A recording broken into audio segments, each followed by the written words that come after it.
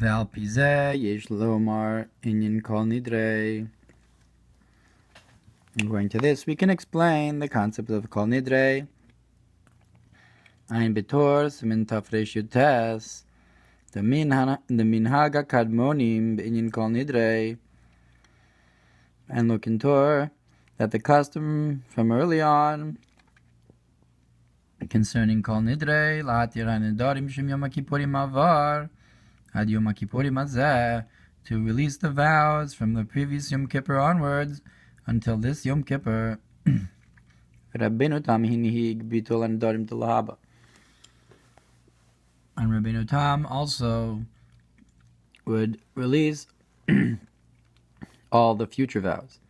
Val kol panim inyan zeb Yom Kippurim. But at any rate, you have this idea in Yom Kippur of releasing the vows. Perish Pardes ki nederu bebina. And the Pardes explains, because neder is on the level of bina. Mipnei ze tiknu b'Yom Kippurim. And Shua bina kol nidrei. And because of this, the Yom Kippur is the level of, since the Yom Kippur is the level of bina, so then you have kol nidrei. Mainu ki kemosha nederu dvarim sheish ben inui nefesh. That just like an oath is something that has an affliction to the soul by not doing something. Kimokin b'Yom Kippurim hey noim. So to on Yom Kippur you have the 5 afflictions. Shabichinas klipas noga. Hu az parush kimo ha'isur gamar. That then the klipas noga is separated from the holiness, like as if it was a complete something forbidden. Usually klipas noga can be elevated, but on Yom Kippur it's completely separated together with the other 3 completely impure klipas. Because with those that surround him, he's medactic like a hair's breadth. There's more scrutiny as you get closer. That is to draw down from in the lower hay of Malchus, of Dibur, from the higher hay of Bina. Olam haba, shein bo achilu sh'siach chulu. Of the world to come that does not have eating or drinking and so forth.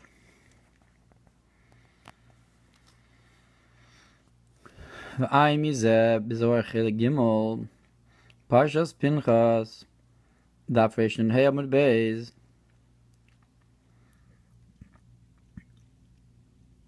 So the world to come, which is Bina, which is Yom Kippur, which is the Nedarim, there's no eating and drinking, and there's the Inuim of the Nedarim and the Inuim of Yom Kippur.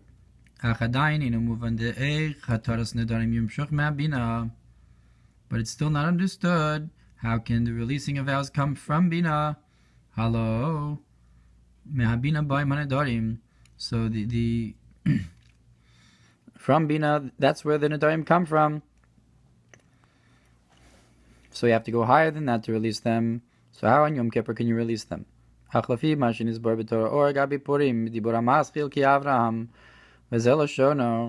according to what's explained on Purim, that Abraham didn't know us and so forth, and this is what it says: V'nei Purim Yom Kippurim uchad darga.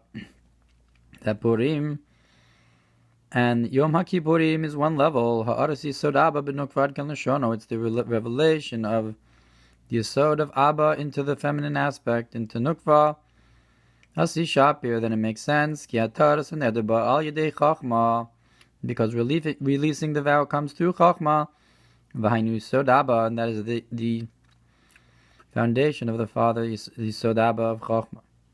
Ki gam ki b'Yom Kippurim nitnu luchos achronos, and also because on Yom Kippur the second luchos were given. V'sof mem yom shel luchos shniyos. And at the end of the 40 days, you have the second luchos. Alkein zeuvadai Ohr Hatorah Bamidbar. So that's certainly then the light of wisdom, Yesod Abba. V'chein Yom Kippurim, Chamesh Tfilos. So too on Yom Kippur you have 5. You dunk 5 times. V'asara kiddushin, and wash from the Shiur 10 times. Shen chibur yud-kei, that's 10 and 5 are yud and hey, uniting together. All the pouring of the water. Maim de chachma.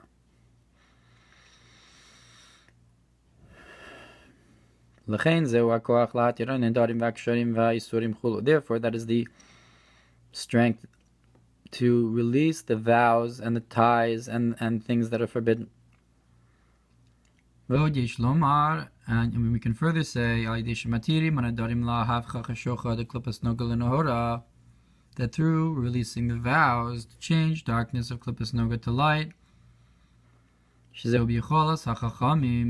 that this is in the ability of the sages.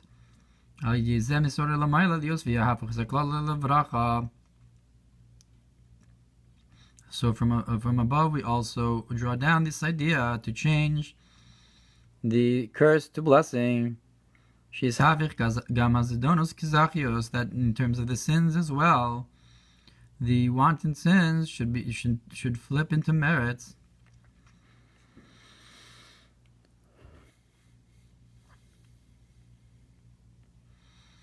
So the Nedarim then is also connected to the whole idea of tshuva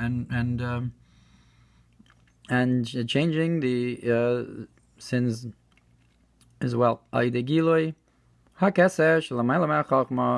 that happens through a high revelation of keser, higher than wisdom. We can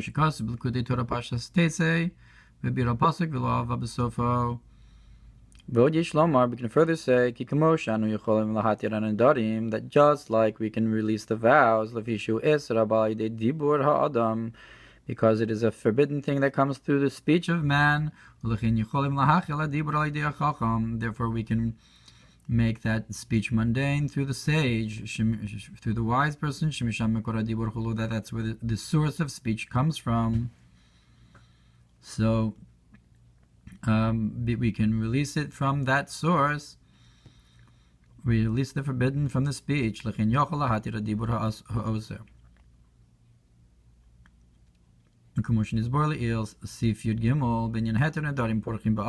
explained the idea before concerning that releasing the vows flies in the air. We explained the concept of the avir, that it comes from keser, that there's a hamshach of keser into dibur. And that is through this that the person that sinned, that made the oath, he regrets it, and he pulls out his will from that speech that he said, and he says, if I would have known, I wouldn't have made that oath. That's when the sage releases it. So we can say above,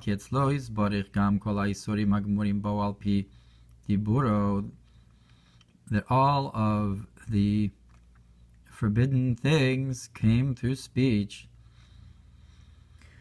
All the forbidden things in Torah are through Hashem's speech. Shehizir came b'Torah, so that he warned about it in his Torah. Daber el b'nei Yisrael chulu, speak to the sons of Israel with dibur v'zeba me'achachma, and it comes from the level of chachma.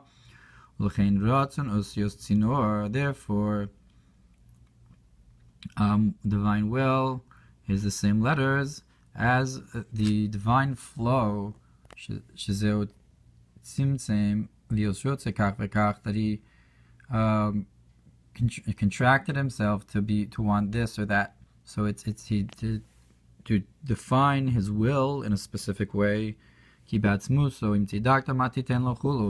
his essence, if you do righteousness and act in a specific way of righteousness, what do you give him? But to confine his ratzon to only one righteousness, that's the tzinor. Ein b'dibur ha'maskil b'shalach paro b'midrash Rabbah Parshas Shmini Parshas Gimel Pasuk Emras Hashem Tzrufa, and look in Midrash on the verse that the words of Hashem are purified. Rav Amar lo nitnu mitzvos l'Yisrael ela letzaref bahein es habrios. The Rav said the mitzvos were only given to Israel to purify the creations B'Yalkut Sham Daf Kuf Mem Amud Aleph B'Dibur HaMaschil Zos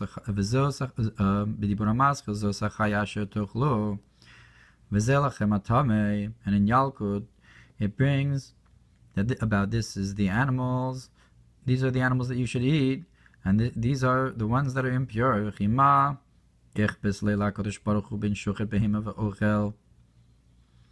Oh no, that what is the difference between the Holy One, blessed be He, whether or not you shecht the animal and eat it, or you choke it and eat it? Halo nitnu mitzvos letzaref behen esabrios. That the mitzvahs were only given to purify the creations, meaning to say that it doesn't actually affect Hashem, but it's more for us. And Vodas HaKodesh it explains that in terms of the essence of the emanator, it doesn't matter to him, but in terms of the emanations, that's where the Averos give a blemish, the divine flow. Therefore, in Yom Kippur, when you reveal the crown, you can forgive these forbidden things, just like a person releases the vow, love that a person placed upon themselves to forbid things through speech. So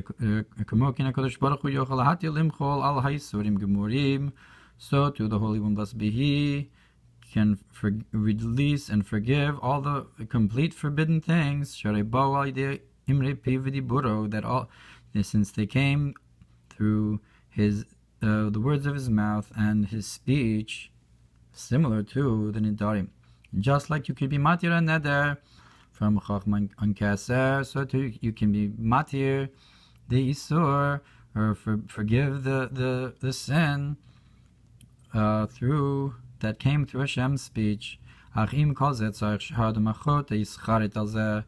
just like by a neder you have to have a pesach harata, so to forgive the sins a person has to regret it. Even to release a vow needs is for regretting. And therefore, when a person regrets their sins, it's the truth that the Holy One, blessed be He, forgives him, and flips the wanton sins into merits, through revealing a level that's higher than the source of the speech, that came from the speech of Torah that came from Chachma. When you reveal from Keser that's higher than it, so that you release that forbidden speech that was rooted in Chachma. And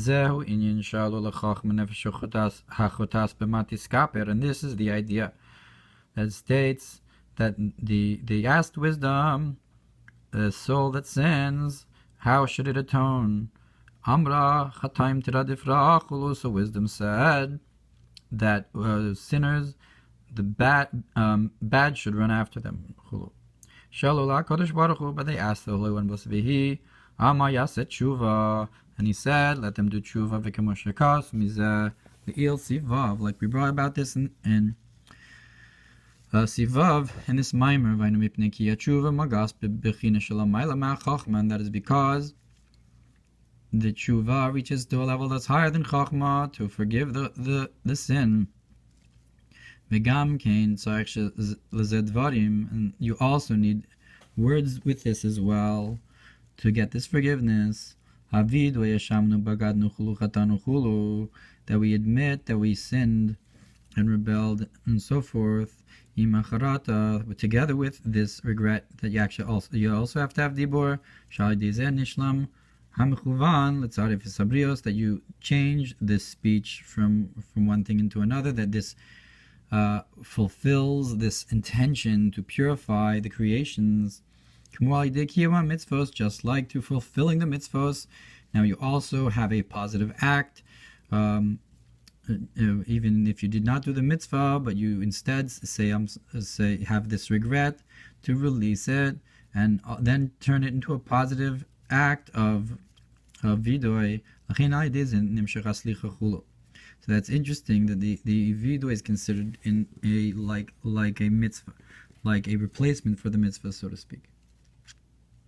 In terms of that, it's that it now becomes litzarif sabrios. That's how you purify the creations, by doing the vidui. According to this, we can say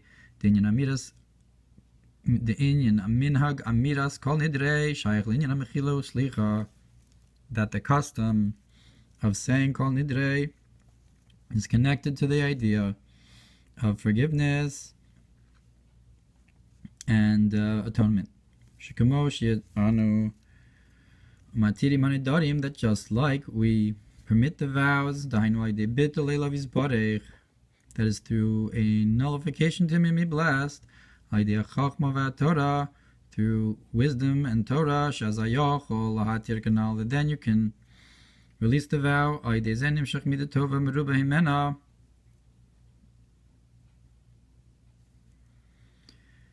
so then you draw down a attribute that's greater than it and better than it,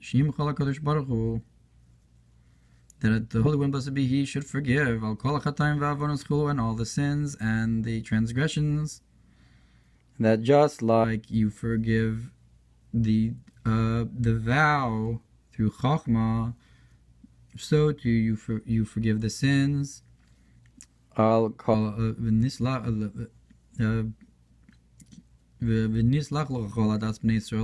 to forgive all the congregation of the sons of Israel and so forth. That releasing the vow of the Nadarim is comparable to releasing and forgiving of all the sins, and we should forgive all the congregation of the sons of Israel.